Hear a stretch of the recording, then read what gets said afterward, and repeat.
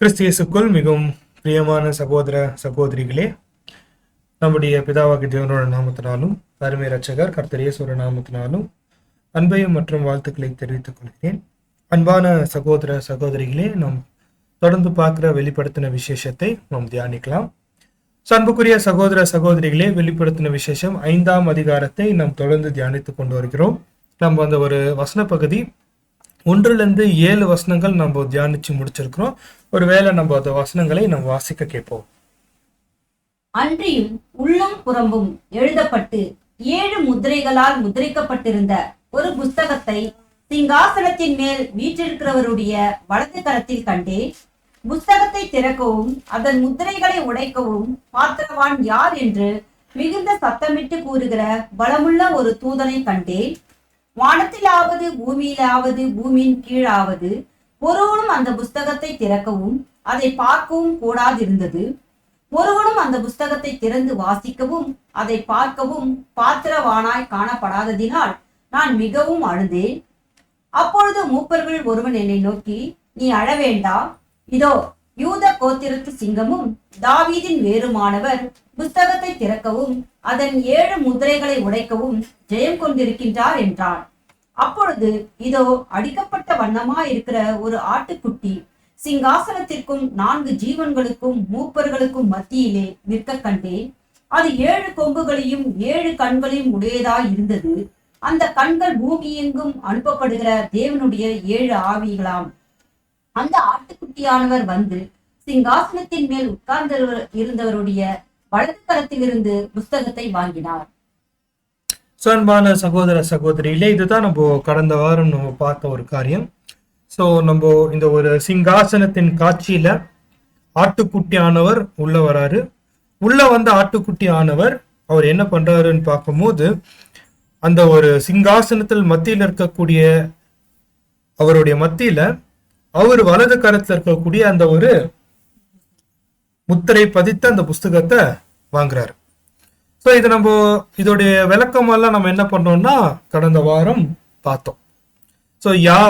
ஒருவரும் தகுதி இல்லாதவர் இந்த ஒரு புஸ்தக சுருளை, இந்த முத்திரிக்கப்பட்ட அந்த புஸ்தகத்தை வந்து பெற்றுக்கொள்ள முடியாத ஒரு காரணமா, அந்த காரணம் என்னன்னா மனுக்குலம் ஒருத்தரும் தகுதி இல்லை, வானத்திலும் சரி பூமியிலையும் சரி. இதை பார்த்த யோவான் அழுறா, இனிமே தேவனுடைய திட்டம் எப்படி கடந்து போவோன்னு.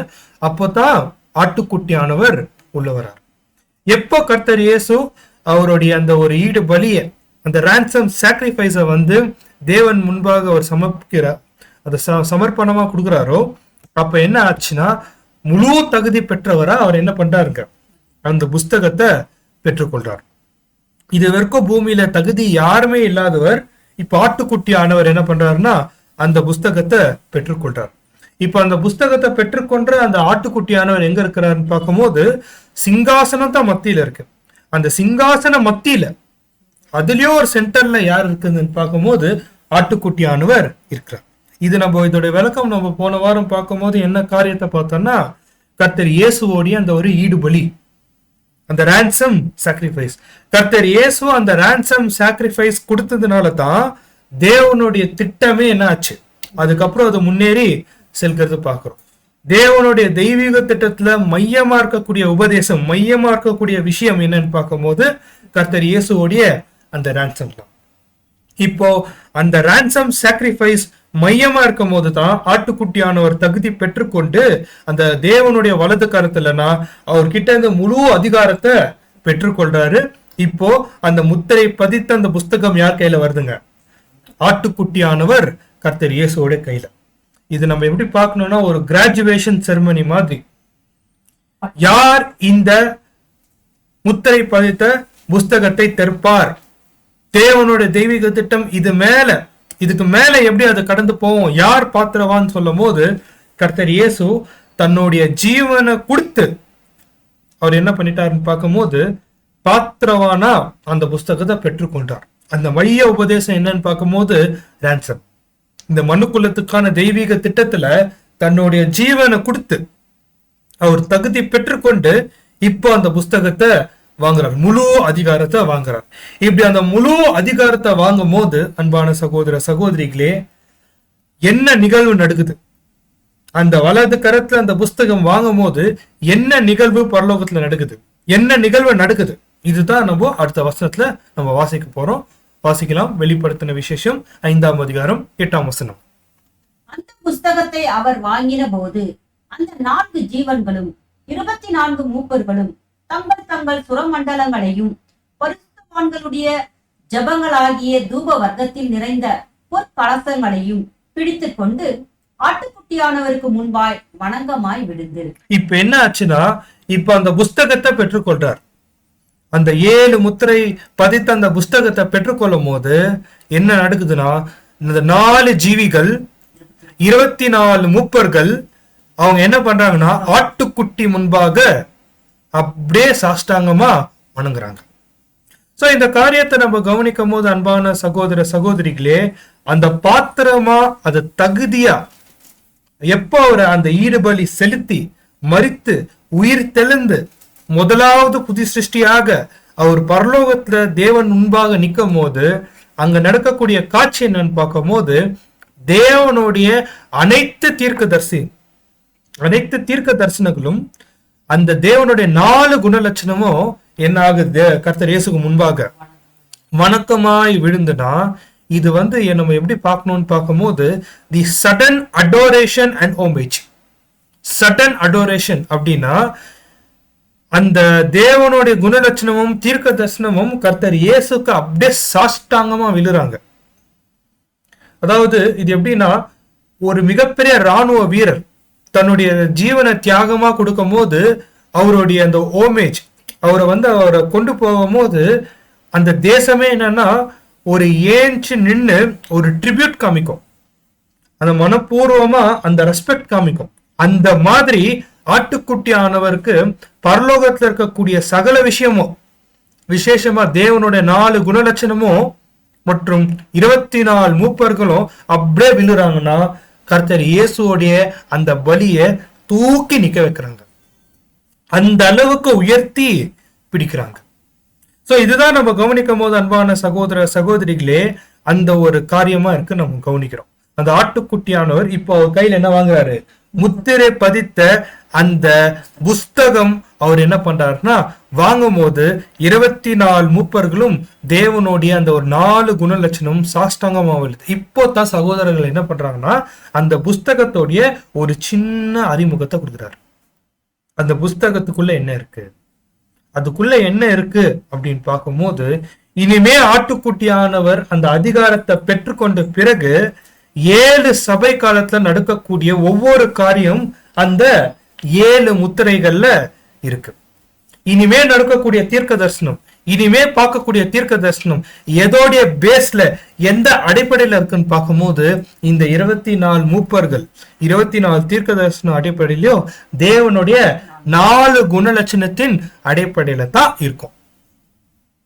இதுதான் நம்ம கவனிக்கும் போது அந்த ஆட்டுக்குட்டியானவர் அந்த புஸ்தகத்தை வாங்கும் போது அந்த 24 மூப்பர்களும் 4 அந்த ஒரு உயிருள்ள ஜீவிகள் வணங்குறாங்கன்னு சொல்லும் போது இனிமே தேவனுடைய அந்த 24 தீர்க்க தரிசனமும் தேவனுடைய குணலட்சணத்தான் அடுத்த வரக்கூடிய சபை காலத்துக்கு ஒரு ஆதாரமா பேஸ்மெண்டா இருக்கும் நம்ம பார்க்கிறோம். இது ஒரு கோணம். இன்னொரு கோணம் என்னன்னு பண்ணும்போது அன்பான சகோதர சகோதரிகளே, தேவனுடைய தெய்வீக திட்டத்துல இந்த மாதிரி ஒரு பரிபூர்ணமான கீழ்ப்படிதல் யாருமே காமிக்கல. அப்படின்னா இந்த மாதிரி ஒரு பரிபூர்ணமான ஒரு கீழ்ப்படிதல் யாருமே காட்டலன் போது கர்த்தர் இயேசு காமிக்கும் போது அதுக்கு தேவனுடைய 4 குணலட்சணம், அந்த 4 குணலட்சணமும் கர்த்தருக்கு என்ன ஆகுது, பணிந்து விழுதுன்னா தேவனே அவர் என்ன பண்றாருன்னா கர்த்தர் இயேசுடைய தியாகத்தை பார்த்து அவர் வணங்குறார். வணங்கிட்டு இதுக்கப்புறம் அன்பான சகோதர சகோதரிகளே தேவனுடைய தெய்வீக திட்டத்தை எடுத்து சுமந்தன் போறது யாருன்னு பார்க்கும்போது கர்த்தர் இயேசு தான். இதுதான் பழைய ஏற்பாட்டு கால தீர்க்க தரிசனங்கள் நம்ம எடுத்து பார்க்கும்போது ஐசையா 53, அதே போல எக்ஸோடஸ் 12ஆம் அதிகாரம், இதெல்லாம் நம்ம எடுத்து பார்க்கும்போது ஆட்டுக்குட்டியானவர் இந்த பூமியில அவர் எப்படி ஒரு பஸ்கா ஆடா மறிக்கணும், எப்படி அவர் வந்து பாடுபட்டு மரித்து உயிர்த்தெழணும். இந்த தீர்க்க தரிசனம் எல்லாம் என்ன ஆகுதுன்னு பார்க்கும்போது நிறைவேறி தீரும் போது எந்த தீர்க்க தரிசனம் நெக்ஸ்ட் நிறைவேறணும்னா அந்த 24 மூப்பர்கள் தான். அப்படின்னா தேவன் சொன்ன பழைய ஏற்பாட்டு கால தீர்க்க தரிசனங்கள் எப்போ கர்த்தர் இயேசு முழுமையா நிறைவேற்றினாரோ, எப்போ முழுமையா அவர் நிறைவேற்றினாரோ ராஜ்யத்தோட தீர்க்க தரிசனமும் என்ன ஆகும்? நிறைவேறியே தீரும். தேவன் தன்னுடைய பரிசுத்தமான தீர்க்க தரிசிகளுக்கு சொன்ன ஒவ்வொரு தீர்க்க தரிசனமும் அது என்ன ஆகும்? நிறைவேறியே தீரும். அவர் பாடு மரணத்துக்குள்ள போனதுனால என்ன நடந்துச்சுன்னா, இதுக்கு மேல தேவனுடைய தெய்வீக திட்டம் யாரு தான் நடத்தின்னு போனோம்னா கர்த்தர் இயேசு தான் நடத்தின்னு போகணும். அன்பான சகோதர சகோதரிகளே, சோ இதை நம்ம கவனிக்கும் போது இது அந்த ஒரு வெளிப்படுத்தின விசேஷம் 5ஆம் அதிகாரம் 8ஆம் வசனம் வந்து சகல அதிகாரமும் தேவன் யார் கையில ஒப்பு கொடுத்துட்டாரு நம்ம பாக்குறோம். இயேசு கிறிஸ்துவோடைய கையில அவர் ஒப்பு கொடுத்தது நம்ம பாக்குறோம். இப்ப அந்த 24 மூப்பர்கள் கையில என்ன இருக்கு? 2 விஷயம் இருக்கு.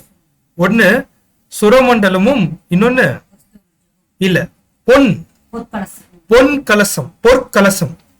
இந்த 2 ஐட்டம் வந்து யார் கையில இருக்குதுன்னு பார்க்கும்போது அந்த மூப்பர்கள் கையில இருக்கு. அந்த ஜீவிகள் கையில இல்ல, அந்த மூப்பர்கள் கையில இருக்கு. இது எதை குறிக்குது பாருங்க. இந்த சொரமண்டலம் வந்து ஒரு மியூசிக்கல் இன்ஸ்ட்ருமெண்ட். அது எப்படி இருக்கும்னா, அந்த நீங்க பிக்சர்ல பாக்குற மாதிரி அது வளைந்திருக்கும். அதுல வந்து நரம்புகள் இருக்கும், ஒவ்வொரு நரம்புகள் இருக்கும். அந்த நரம்புகளை வாசிக்க ஒவ்வொரு நரம்பும் எப்படி இருக்கும்னா வித்தியாசமான டியூன் வந்து என்ன ஆகும்னா வெளிப்படும். அப்படின்னா இந்த 24 மூப்பர்கள் வந்து அந்த 24 தீர்க்க தரிசனம், அந்த தீர்க்க தரிசனத்துல ஒவ்வொரு ஸ்ட்ரிங், ஒவ்வொரு நரம்பும் வந்து இசைவாக வாசிக்கப்படும். அப்படின்னா ஒரு தீர்க்க தரிசனம் நிறைவேறணும்னா, உதாரணத்துக்கு இப்போ தேவராஜ்யத்தை பத்தி தீர்க்க தரிசனம் நிறைவேறணும்னா அது எப்போ நிறைவேற துவங்கும்னா கர்த்தர் இயேசு 2ஆம் வருகையிலிருந்து தான் அது நிறைவேற துவங்கும். ஆனா அதுக்கு முன்பாக எந்த தீர்க்க தரிசனம் நிறைவேற இருக்கணும்? அவருடைய 1ஆம் வருகையுடைய தீர்க்க தரிசனம் நிறைவேறிக்கணும். அப்படின்னா இந்த 24 மூப்பர்கள் வந்து அந்த சொர மண்டலத்துல வாசிக்கிறாங்க அப்படின்னு சொல்லும் போது இது எதை குறிக்குதுன்னா, ஒரு தீர்க்க தரிசனம் இன்னொரு தீர்க்க தரிசனத்துக்கு இசைவாக வாசிக்கப்படுது. ஒவ்வொரு காரியமும் அது இசைவாக நிறைவேறி கொண்டு வருது. அப்படின்னா இது எப்படி நம்ம புரிஞ்சுக்க கூடாதுன்னா, ஏதோ ஒரு தீர்க்க தரிசனம் எப்பவோ நிறைவேறிச்சு, அதுக்கப்புறம் எப்பவோ நிறைவேறும், அப்படி இல்லை. அது தேவன் என்ன பண்ணிருக்கிறாருன்னா அது ஹார்மனைஸ் பண்ணி வச்சிருக்கிறார். ஒரு தீர்க்க தரிசனத்துக்கு அப்புறம் இன்னொரு தீர்க்க தரிசனம், ஒரு தீர்க்க தரிசனத்துக்கு அப்புறம் இன்னொரு தீர்க்க தரிசனம். அதுதான் இந்த சொரமண்டலம். அப்படி கரெக்டா அந்த சொரமண்டலத்தை வாசிக்கும் போது ஒரு அருமையான இசை வெளியாகுது. அந்த அருமையான இசை அடுத்த வசனத்துல பார்க்கும் அது என்ன இசைன்னு. அந்த மாதிரி அன்பான சகோதர சகோதரிகளே, இந்த ராஜ்யத்தின் தீர்க்க தரிசனங்கள் கூட எப்படி இருக்குன்னு பார்க்கும் போது ஒரு ஹார்மோனிக்கா இருக்கு, அந்த வரிசைப்படுத்தி இருக்கு அப்படின்னு நம்ம கவனிக்கிறோம். அப்படின்னா இந்த இடத்துல அன்பான சகோதர சகோதரிகளே, இதெல்லாம் யார் சம்பந்தப்பட்டமான தீர்க்க தரிசனம் பார்க்கும்போது பழைய ஏற்பாடு சம்பந்தப்பட்டமான தீர்க்க தரிசனம். யாரை குறித்து? கர்த்தர் இயேசு குறித்து. அப்படின்னா இப்போ அந்த பழைய ஏற்பாட்டு தீர்க்க தரிசனம் ஒன்னா இசைவா நிறைவேற அன்பான சகோதர சகோதரிகளே, இந்த தீர்க்க தரிசனம் தான் யாருக்கு ஒரு பேஸ், யாருக்கு ஃபவுண்டேஷன்னா கர்த்தர் இயேசு கூட வரக்கூடிய உண்மையான சபைக்கு. அது எப்படி பழைய ஏற்பாட்டு தீர்க்க தரிசனம் கர்த்தர் இயேசு தொடர்ந்து உண்மையான சபைக்கு வந்து அது ரொம்ப முக்கியம்னு கவனிக்கும் போது வெளிப்படுத்தின விசேஷம் 12ஆம் அதிகாரம் 1ஆம் வசனம் நம்ம வாசிக்கலாம். வெளிப்படுத்தின விசேஷம் 12ஆம் அதிகாரம் 1ஆம் வசனம், ரெவலேஷன் 12:1. அன்றியும் ஒரு பெரிய அடையாளம் வானத்திலே காணப்பட்டது. ஒரு ஸ்திரீ சூரியனை அணிந்திருந்தாள், அவள் பாதங்களின் கீழே சந்திரனும். பாருங்க, அந்த ஸ்திரீயோடைய உடை எப்படி இருக்குன்னு பார்க்கும் போது சூரியன், ஆனா அவங்களுடைய பாதம் எங்க இருக்கு? பாதம் வந்து சந்திரன் மேல இருக்கு. அப்படின்னா அந்த சந்திரன் எதுக்கு ஒப்பாய் நம்ம பாக்குறோம்னா பழைய ஏற்பாட்டு கால தீர்க்க தரிசனங்கள். ஒருவேளை நீங்களும் நானும் வந்து உறுதியா நிக்கிறோம், இந்த சத்தியத்துலன்னு சொல்லும் போது இந்த 24 மூப்பர்கள் மேலதான் நிக்கிறோம். இந்த 24 தீர்க்க தரிசனம் மேலதான் நம்மளுடைய முழு அஸ்திவாரமும் நிக்குது. சோ அதுதான் நம்ம கவனிக்கும் போது அன்பான சகோதர சகோதரிகளே, இந்த 24 மூப்பர்கள் அந்த சொரமண்டலம் எடுத்து வாசிக்கும் போது புது புது சொரங்கள் வருதுன்னா அந்த தீர்க்க தரிசனம் அவ்வளவு இசைவா என்ன நடக்குது, நிறைவேறுது. ஏதோ நான் ஒரு என்ன சொல்றது, யாருடைய கண்ட்ரோல் இல்லாம அப்படியே நிறைவேறது இல்லை. அதுக்கு தேவன் என்ன பண்ணிக்கிறாருன்னா ஆர்கனைஸ் பண்ணி வச்சிருக்கிறாரு. அதுதான் இந்த இடத்துல அந்த ஒரு அர்த்தம் வருது நம்ம பார்க்கிறோம். அந்த சுரமண்டலம் சொல்லும் போது தேவனுடைய தீர்க்க தரிசனங்கள் அது இசைவா நடந்துன்னு இருக்கு அன்பான சகோதர சகோதரிகளே. சோ இதெல்லாம் நம்ம கவனிக்கும் போது இது பழைய ஏற்பாட்டு கால அந்த 24 தீர்க்க தரிசனம் நம்ம கவனிக்கிறோம். சரி, அதுக்கப்புறம் அவங்க கையில இருக்கக்கூடிய பொன் கலசம் இல்லைங்களா, அது எதை குறிக்குது நம்ம வாசிக்கும் போது வாசிங்க 5ஆம் அதிகாரம் 8ஆம் வசனம். 24 மூப்பர்களும் தங்கள் தங்கள் சுரமண்டலங்களையும் பரிசுத்தவான்களுடைய ஜபங்களாகிய தூப வர்க்கத்தால் நிறைந்த பொற்கலசத்தையும் பிடித்துக் கொண்டு. இப்ப பாருங்க, இப்போ அவங்க கையில என்ன இருக்கு பார்க்கும்போது ஒரு பொன் கலசம் இருக்கு. இது என்னன்னு பார்க்கும்போது பரிசுத்தவான்களுடைய ஜபங்கள்னு சொல்லப்படுது. அதாவது அன்பான சகோதர சகோதரிகளே, இந்த பொன் கலசம் வெளிப்படுத்தின விசேஷத்துல இன்னும் கொஞ்ச காலத்துல நம்ம தியானிக்க போறோம். 7 வாதைகள்ல அந்த கலசங்கள் திரும்ப வரும். 6ஆம் தூதன் தன் கலசத்தை எடுத்து எங்க ஊத்துனாரு, ஐப்ராத் நதி மேல ஊத்தும் போது அந்த நதி என்ன ஆயிடுச்சு, வற்றி போயிடுச்சு. பாபிலோனுடைய அந்த ஜட்ஜ்மெண்ட், அங்கேயோ ஒரு கலசம் வருது. அதே போல 7ஆம் தூதன் தன் கலசத்தை எடுத்து ஆகாயத்தில் ஊத்தினார். அப்ப அந்த ஆகாயத்துல இருக்கிற அமைப்புல என்ன ஆயிடுச்சு, விழுந்தது. சோ இதெல்லாம் நம்ம கவனிக்கும் போது அன்பான சகோதர சகோதரிகளே, அந்த கலசம் 2 அர்த்தம் வருது. ஒண்ணு வாதையா குறிக்குது, இன்னொன்னு இந்த இடத்துல நேரடி அர்த்தம் என்னன்னா ஒரு ஜெபமா இருக்கு, ஒரு பலியா இருக்கு. அப்படின்னா இந்த ஒரு பொன் கலசம் யாருடைய ஜெபமா இருக்குன்னு பார்க்கும்போது யாருடைய ஜெபம்ங்க, பரிசுத்தவான்களுடைய ஜெபம். அப்படின்னா இந்த ஒரு பரிசுத்தவான்கள் யார், ஒருவேளை நம்ம யார சொல்லலாம், 1,44,000 பேரை சொல்லலாமா இந்த பரிசுத்தவான்கள் அப்படின்னு நம்ம சொன்னா நம்மளால என்ன பண்ண முடியாது, சொல்ல முடியாது. ஏன்னா இப்பதான் ஆட்டுக்குட்டியானவர் தன் கையில என்ன பெற்று கொண்டிருக்கிறாரு, அந்த புஸ்தகத்தை பெற்று கொண்டிருக்கிறார். இன்னும் பெந்தெகோஸ்து ஆசீர்வாதம் யாருக்கு வரல, உண்மையான சபைக்கு வரல. அப்படின்னா இந்த பரிசுத்தவான்கள் யார் கவனிக்கும் போது அன்பான சகோதர சகோதரிகளே, இது நம்ம ஒரு டிரான்ஸ்லேஷன்ல படிச்சா வெளிப்படுத்தின விசேஷம் என்ன பண்ண முடியாது, புரிஞ்சுக்க முடியாது. வேற டிரான்ஸ்லேஷன்ல பார்க்கும்போது which represent the prayer of God's people, தேவனுடைய ஜனங்களுடைய ஜெபம் தான் என்ன இருக்குன்னு பார்க்கும்போது அந்த கலசத்துல பலியாக என்ன இருக்கு, செலுத்தப்பட்டிருக்கு, அந்த புகையாக கிளம்பி இருக்கு. அப்படின்னா இந்த இடத்துல தேவனுடைய ஜனங்கள் யாருன்னா பழைய ஏற்பாட்டு கால முற்பிதாக்கள். அப்படின்னா அவங்களுடைய வாஞ்சை என்ன வந்திருக்கு, பழைய ஏற்பாட்டு கால முற்பிதாக்களுடைய வாஞ்சை என்ன வந்திருக்கு நம்ம கவனிக்கும் போது அவங்களுடைய ஒரே வாஞ்சை என்னன்னா தேவனுடைய ராஜ்யம் இந்த பூமியில என்ன ஆகணும், ஸ்தாபிக்கப்படணும். அவங்களுடைய விண்ணப்பமும் அதுதான், நம்மளுடைய விண்ணப்பமும் அதுதான். அப்படின்னா பழைய ஏற்பாட்டு காலத்துல வாழ்ந்த முற்பிதாக்களும் சரி, புதிய ஏற்பாட்டுல வாழ்கிற நம்மளும் சரி, நம்மளுடைய ஜெபங்கள் என்ன இருக்கணும்னா தேவனுடைய ராஜ்யம் கண்ணுக்கு தெரியற அளவுக்கு சமாதான ராஜ்யமும் அந்த ஒரு நீதியின் ராஜ்யமா இந்த பூமியில என்ன ஆகணும், ஸ்தாபிக்கப்படணும்னா அதுக்கு முக்கியமான எலிமெண்ட் என்னங்க, ஜெபம் தான். அப்படின்னா ஆட்டுக்குட்டியானவர் அந்த புஸ்தகத்தை பெற்றுக்கொண்டு அந்த 24 மூப்பர்கள் அந்த கையில அந்த ஒரு சுரமண்டலமும் அந்த ஒரு தூப பீடம் அந்த ஒரு என்ன சொல்றதுங்க அந்த பொன் கலசமும் கையில வச்சுட்டு இருக்கிறாங்கன்னா என்னன்னா, ஒண்ணு அவங்க தீர்க்க தரிசனத்தை சொல்லியிருக்கிறாங்க, ஆக்ஷன்ல காமிச்சிருக்கிறாங்க. அதே போல இது நிறைவேறணும்னு ஜெபமா பலியாக அவங்க என்ன பண்ணிருக்கிறாங்கன்னா செஞ்சிருக்கிறாங்க அன்பான சகோதர சகோதரிகளே. சோ இதுதான் நம்ம கவனிக்கும் போது இப்போ அந்த ஜெபத்துக்கும் அந்த பலிக்கும் அந்த அவங்களுடைய கிரியைக்கும் பலன் யாருன்னு பார்க்கும்போது யார் தான், அந்த ஆட்டுக்குட்டியானவர் தான். இப்ப அந்த ஆட்டுக்குட்டியானவர் கையில் என்ன இருக்கு? அந்த 7 முத்திரைகள் பதித்த அந்த புஸ்தகம் இருக்கு. இப்ப அந்த 7 முத்திரைகள் பதித்த புஸ்தகம் கையில இருக்கும் போது என்ன நடக்குதுன்னா, ஒரு சங்கீத பாடல் வந்து வெளியே வருது. அது என்னன்னா 9ஆம் வசனம். தேவரீர் புஸ்தகத்தை வாங்கவும் அதன் முத்திரைகளை உடைக்கவும் பாத்திரராய் இருக்கிறீர். ஏனெனில் நீர் அடிக்கப்பட்டு சகல கோத்திரங்களிலும் பாஷைக்காரரிலும் ஜனங்களிலும் ஜாதிகளிலும் இருந்து எங்களை தேவனுக்கென்று உம்முடைய ரத்தத்தினாலே மீட்டுக் கொண்டு.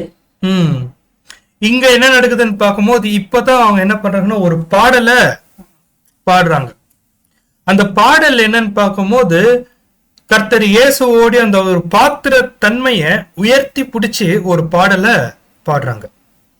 தீர்க்க தரிசனத்துல புதிய பாடல் இல்ல பாடல்கள் அது எதுக்கு ஒப்பிட்டு நம்ம பார்க்கலாம்னா ரொம்ப சிம்பிள். நம்ம வந்து எப்படி பார்க்கலாம்னா நேரடியாவே நம்மளுடைய ஞாயிற்றுக்கிழமை ஆராதனை எடுத்துக்கலாம். ஞாயிற்றுக்கிழமை ஆராதனையில நம்ம என்ன பண்றோம்? முதலாவது பாடல் பாடுறோம். அதுக்கப்புறம் ஒரு சப்ஜெக்ட் கேட்கறதுக்கான ஆயத்த பாடல் பாடுறோம். அதுக்கப்புறம் சப்ஜெக்ட் முடிஞ்சிட்டு பிறகு ஒரு கன்க்ளூடிங் சாங், முடிவு பாடலா பாடுறோம்.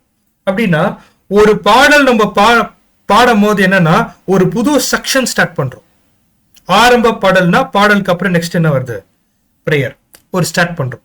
நெக்ஸ்ட் மெடிடேஷன் சாங்னா அது அந்த ஒரு செக்ஷன் முடிஞ்சிட்டு இன்னொரு செக்ஷன் ஒரு புதிய ஆரம்பம் வருது.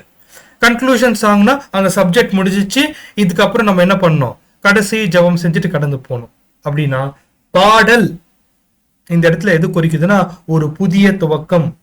ஒரு காரியம் முடிஞ்சு இன்னொரு காரியம் என்ன ஆகுது? துவங்கும் போது அவங்க என்ன பண்ணுவாங்க? பாட்டு பாடுவாங்க.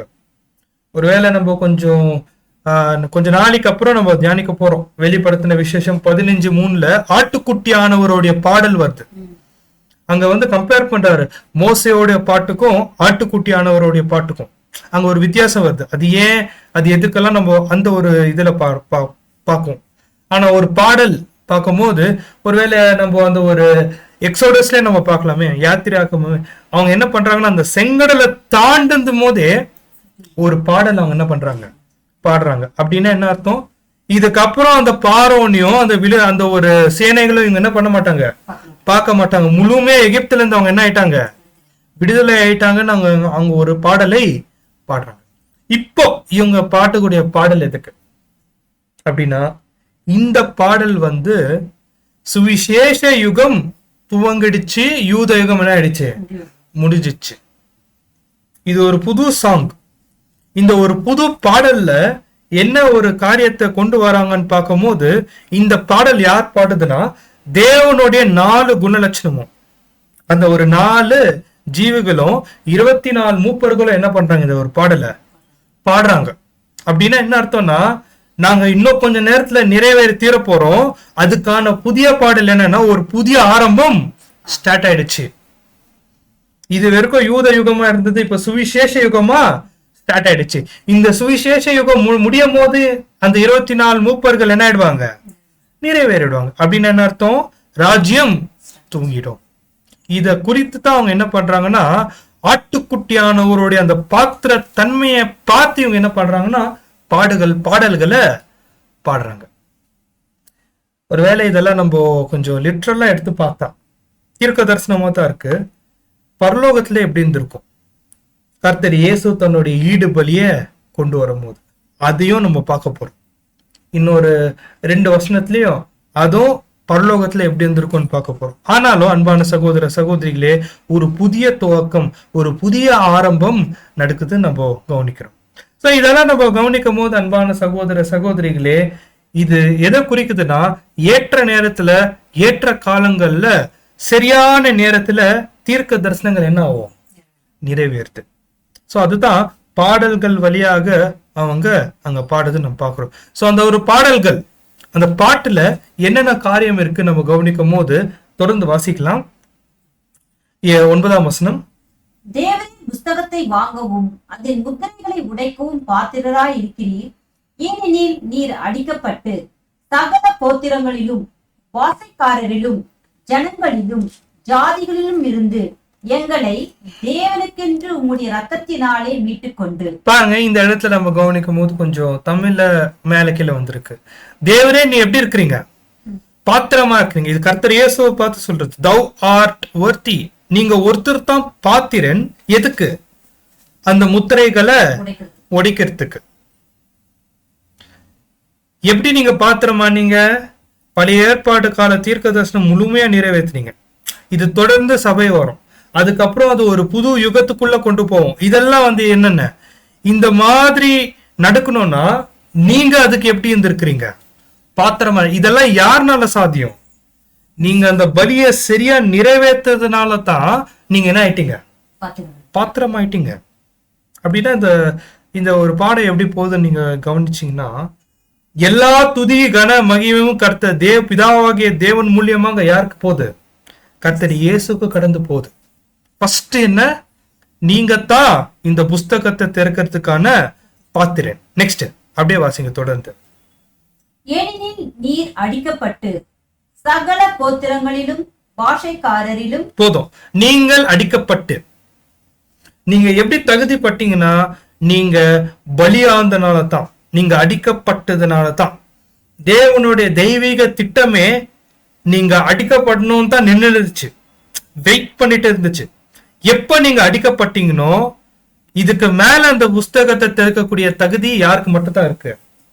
உங்களுக்கு மட்டும் தான் இருக்கு. கர்த்தர் இயேசுக்கு மட்டும் தான் இருக்கு. ஏன்னா இது யாருடைய சம்பந்தப்பட்ட திட்டம்? தேவன் சம்பந்தப்பட்ட திட்டம். நெக்ஸ்ட். சகல கோத்திரங்களிலும் பாஷைக்காரரிலும் ஜனங்களிலும் ஜாதிகளிலும் இருந்து எங்களை தேவனுக்கென்று உம்முடைய ரத்தத்தினாலே மீட்டுக்கொண்டு. இது யார குறிக்குதுன்னா, இப்ப நெக்ஸ்ட் வருது. எங்களை மீட்டுக்கொண்டுன்னு சொல்றதோட தேவனுக்காய் மீட்டுக்கொண்டுன்னு வரணும். இது யாருன்னா, இப்பதான் உள்ள வராங்க புதிய சிருஷ்டிகள்.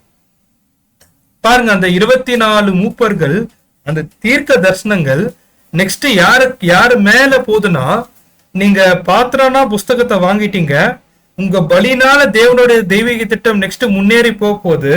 இப்ப அப்படி முன்னேறி போகும்போது உங்க கூட யார் வராங்க?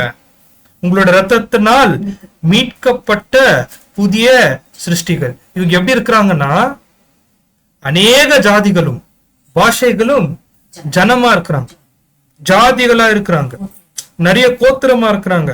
இவங்க வந்து எப்படி வந்தாங்க இதுக்குள்ள? எப்படி உள்ள வந்தாங்கன்னா, உங்களுடைய ரத்தத்தினால் இவங்களை என்ன பண்ணிருக்கிறீங்க? மீட்கப்பட்டிருக்கிறீங்க. அன்பான சகோதர சகோதரிகளே, தேவனுக்காக கர்த்தர் இயேசுவோடைய வெளியேறப்பட்ட ரத்தத்தினால் மீட்டு கொண்டப்பட்டவர்கள் தான் யாருன்னா, நீங்களும் நானும் புதிய சிருஷ்டிகள். அதுதான் இந்த இடத்துல கவனிக்கும் போது அநேக ஜாதியார்கள், அநேக பாஷை, அநேகர், இந்த வார்த்தை வந்து பாத்தீங்களா, மீட்டு கொண்டு போட்டாங்க, வெளியே கொண்டு வந்தாங்க, கால்ட் அவுட். அதாவது உலகத்துல எவ்வளவோ ஜனங்கள் இருந்தாலும் இவங்க தனியா பிரிக்கப்பட்டிருக்கிறாங்க.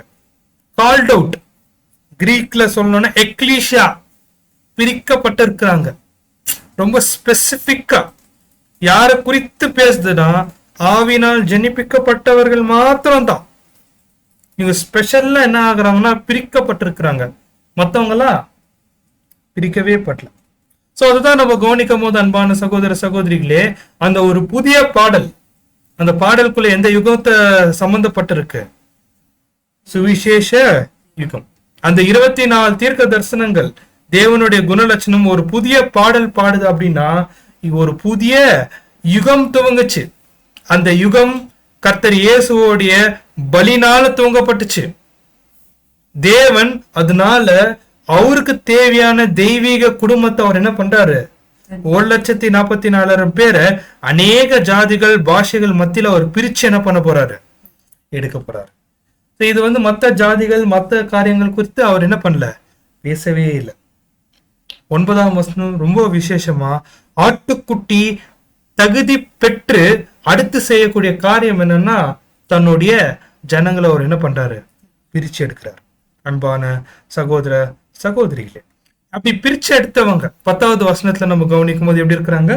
எங்கள் தேவனுக்கு முன்பாக எங்களை ராஜாக்களும் ஆசாரியர்களும் ஆக்கினீர், நாங்கள் பூமியிலே அரசாளுவோம் என்ற புதிய பாட்டை பாடினார்கள். இப்போ பார்க்கும் போது அன்பான சகோதர சகோதரி, இந்த வசனம் கொஞ்சம் கடினமான வசனம் தான்.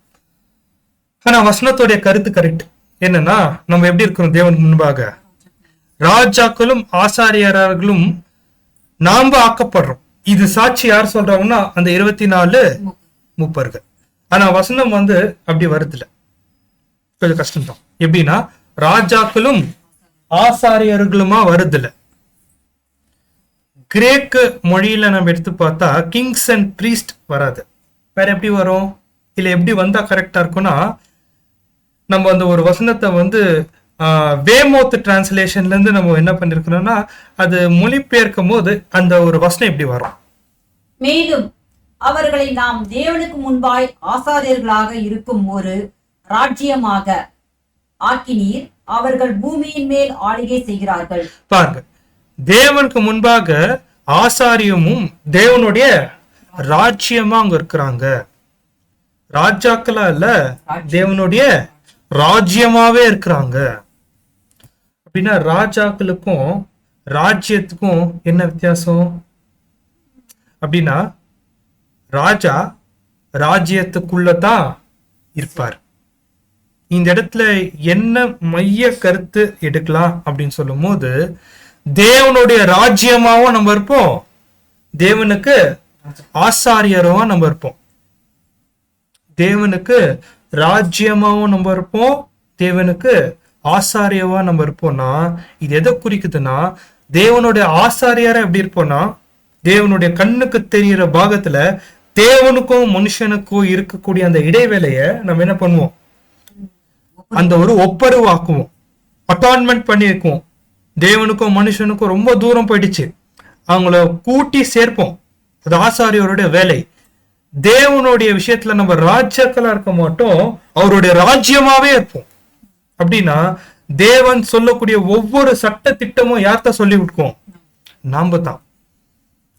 பாருங்க, ராஜா அப்படின்னு சொல்றதுக்கும் ராஜ்யமா இருப்போம் சொல்றதுக்கும் கொஞ்சம் வித்தியாசம் இருக்கு. என்னன்னா, ராஜா அப்படின்னா அந்த பதவின்னு அர்த்தம்.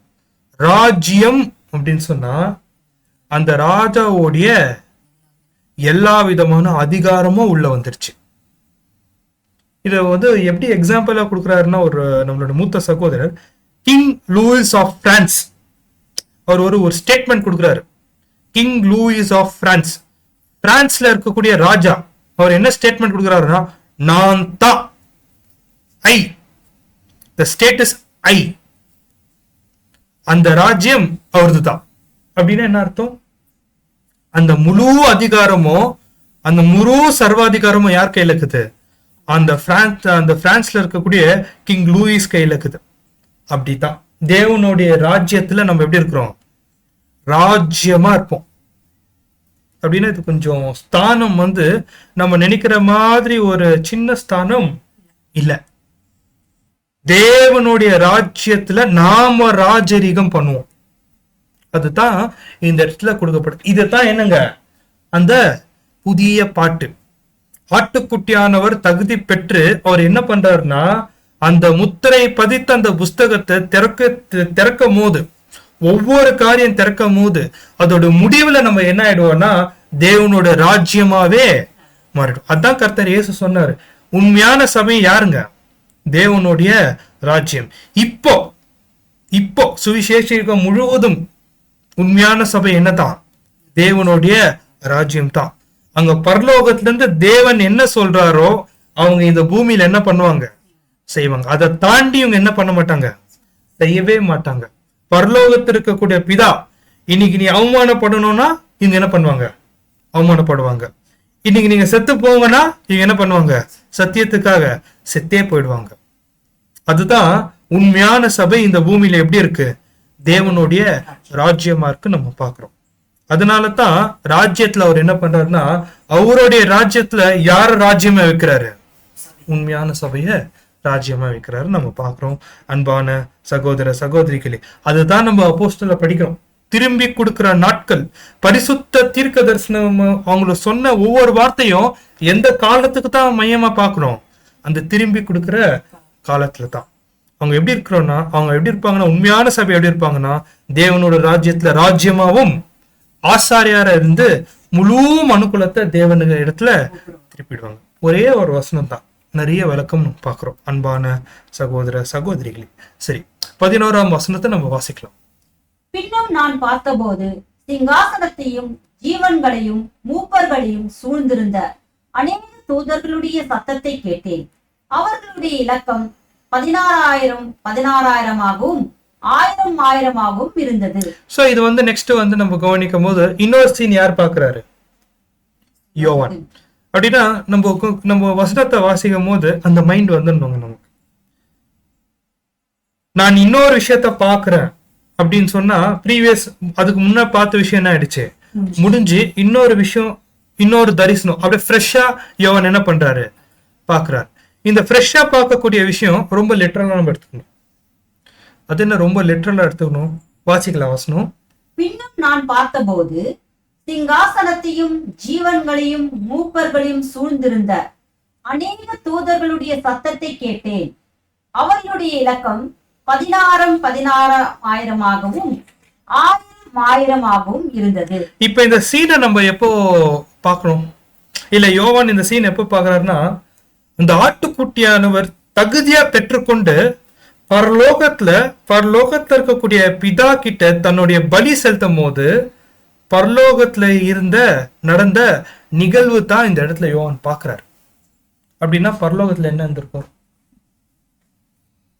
பரலோகத்துக்கு போனா தான் பரலோகத்துல என்ன இருக்கும் தெரியும். அதுதான் பொதுவா நம்ம சொல்லுவோம். ஆனா யோவான் இங்க தரிசனமா பார்க்கும் போது 2 காரியம் பாக்குறாரு. ஒண்ணு வந்து பரலோகத்துல லிட்ரலா ஜீவனா இருக்கக்கூடிய காரியங்களை பாக்குறாரு. இன்னொரு விஷயம் ஜீவன் இல்லாத காரியத்தை பாக்குறாரு. இங்க ஜீவன் உள்ள காரியம் என்னன்னு பார்க்கும் போது பரலோகத்துல இருக்கக்கூடிய தூதர்கள் இவங்க எப்படி இருக்கிறாங்க? பரலோகத்துல ஜீவனா இருக்கிறாங்க. நெக்ஸ்ட் ஜீவன் இல்லாதவங்க யாருன்னு பார்க்கும்போது அந்த ஜீவிகள், அந்த 24 மூப்பர்கள்னா அந்த அடையாளம், அது அடையாள பாஷை. ஆனா உண்மையா பரலோகத்துல இருக்கிறவங்க யாருங்க? தூதர்கள். அந்த தூதர்கள் குறித்து நம்மளுடைய மூத்த சகோதரர் ஏதோ ஒரு கணக்கு போட முயற்சிக்கிறார். கிரேக்ல நம்ம பார்க்கும்போது 10,000 அப்படின்னு வருது. 10,000 10,000 அப்படின்னு தமிழ்ல நேரடியா வருதுங்க. அப்படின்னு என்ன அர்த்தம்? அவ்வளவு தூதர்கள் இருக்கிறாங்கன்னு அர்த்தம். இதெல்லாம் நம்ம சும்மா இந்த ஒரு கணக்கு போடுறதுக்கு வந்து கிரேக்க பாஷையில இருந்து அவங்க எடுத்து போடும் போது 104 மில்லியன் அப்படி சொல்றாங்க. 104 × 10 லட்சம் போடுங்க. அவ்வளோ தூதர்களை யார் பார்த்திருக்கிறாரு? யோவான் தரிசனமா பார்த்திருக்கிறாரு. லிட்டரலா இவர் என்ன பண்ணல, பரலோகத்துல பார்க்கல. ஆனா நடந்த காரியம் எப்படி இருந்திருக்கும்? பரலோகத்துல லிட்ரலா இருந்திருக்கும். ஜீசஸ் கிறிஸ்து தன்னுடைய பலியை கொண்டு வரும்போது எத்தனை தூதர்கள், என்ன எண்ணிக்கைக்குள்ள வராத தூதர்கள் வந்து கர்த்தர் இயேசு அந்த பலியை கொண்டு வரும்போது இவர் அப்படியே ராஜாவா நடக்கும் போது அந்த தூதர்கள் என்ன பண்ணிருப்பாங்க? கத்தி அந்த ஒரு சந்தோஷத்துல அந்த பரலோகமே என்ன இருக்கும்? வெடிச்சு செதறிட்டு இருக்கும். அந்த அளவுக்கு வசனம் வாசிக்கலாம். அது எப்படி இருக்குன்னு பாருங்க அந்த வசனம். பின்னும் நான் பார்த்தபோது சிங்காசனத்தையும் ஜீவன்களையும் மூப்பர்களையும் சூழ்ந்திருந்த அநேக தூதர்களுடைய சத்தத்தை கேட்டேன். அநேக தூதர்களுடைய சத்தம். அப்பா ஜெயம் கொண்டு வந்துட்டாரு, நம்மளுடைய ராஜா ஜெயம் கொண்டு வந்துட்டாரு அப்படின்னு கத்தும் போது, அன்பான சகோதர சகோதரிகளே, அந்த ஒரு பரலோகம் எப்படி அதிர்ந்திருக்கும்? ஜீசஸ் கிறிஸ்டோட அந்த ransom sacrifice அப்படி அவங்க கொண்டு வராங்க. எல்லா தூதர்கள் என்ன பண்றாங்க? கத்தி சந்தோஷமா அப்படியே கத்துறாங்க. ஆனாலும் நம்மளுடைய இந்த வெளிப்படுத்தின விசேஷ ஸ்டடியில ஒவ்வொரு வகுப்புலயும் ஒரு புதிய விஷயத்த நம்ம கத்துக்கிறோம் இல்லைங்களா? இந்த மாதிரி பரலோகமே சந்தோஷமா இருக்கும் போது இந்த பரலோகத்துல நமக்கு சம்பந்தப்பட்ட தூதர்கள் கூட என்ன பண்ணிருக்கிறாங்களா? கத்திருக்கிறாங்களா? இது என்ன நமக்கு சம்பந்தப்பட்ட தூதர்கள்? வாசிக்கும் போது எபிரியர் 1ஆம் அதிகாரம் 14ஆம் வசனத்தை நம்ம வாசிக்கலாம். எபிரியர் 1ஆம் அதிகாரம் 14ஆம் வசனம். ரட்சிப்பை சுதந்திரிக்க போகிறவர்கள் நிமித்தமாக ஊழியம் செய்யும்படிக்கு அவர்கள் எல்லோரும் அனுப்பப்படும் பணிவிடை ஆவிகளாய் இருக்கிறார்கள் அல்லவா. நம்மளுடைய பெரிதான ரட்சிப்பை நாம் சுதந்திரித்து கொள்றதுக்கு, நமக்கு பணிவிடை செய்யறதுக்கு பரலோகத்துல இருந்து தேவன் என்ன பண்றாருங்க, சில கார்டிங் ஏஞ்சல்ஸ், பணிவிட ஆவிகள் என்ன பண்றாருன்னு நமக்கு அனுப்புறார். பணிவிட ஆவிகள்னா எத்தனை பேர்? மினிமம் 2 பேர். அப்படி அனுப்புறாருன்னா அந்த பணிவிடை ஆவிகள் கர்த்தர் இயேசு தன்னுடைய அந்த பலியை பிதா கிட்ட கொண்டு வரும்போது அவங்க என்ன பண்ணிருப்பாங்க, பார்த்து அந்த உற்சாக சந்தோஷத்தோட கத்தி கூச்சல் போட்ட அந்த பணிவிடை ஆவிகள் யார்கிட்ட வந்திருக்கிறாங்க? நம்ம கிட்ட வந்திருக்கிறாங்க. இப்ப அவங்க நம்ம கிட்ட எதிர்பார்க்கக்கூடிய ஒரே விஷயம் என்ன சொல்லுங்க பார்க்கலாம். எப்படி கர்த்தர் இயேசு முற்றிலுமாக ஜெயம் கொண்டு அந்த ransom sacrifice பிதாவாக தேவன் கையில வைக்கும் போது அந்த சிங்காசனம் காட்சியே பிதா கிட்ட அவங்க தாங்க தாழ கீழே குஞ்சாங்களோ, அதே போல நாம் நம்முடைய பெரிதான ரட்சிப்பை ஜெயம் கொள்வோமா இல்லையா அப்படின்னு தூதர்கள் நம்மள என்ன பண்றாங்க, பார்த்துட்டு இருக்கிறாங்க. இந்த எச்சரிப்போட நம்ம என்ன பண்ணலாம் அன்பான சகோதர சகோதரிகளே, இந்த வகுப்பை நம்ம நிறைவு கொண்டு வரலாம். தேவன் தாமே இந்த வார்த்தைகளை ஆசீர்வதிப்பாராக.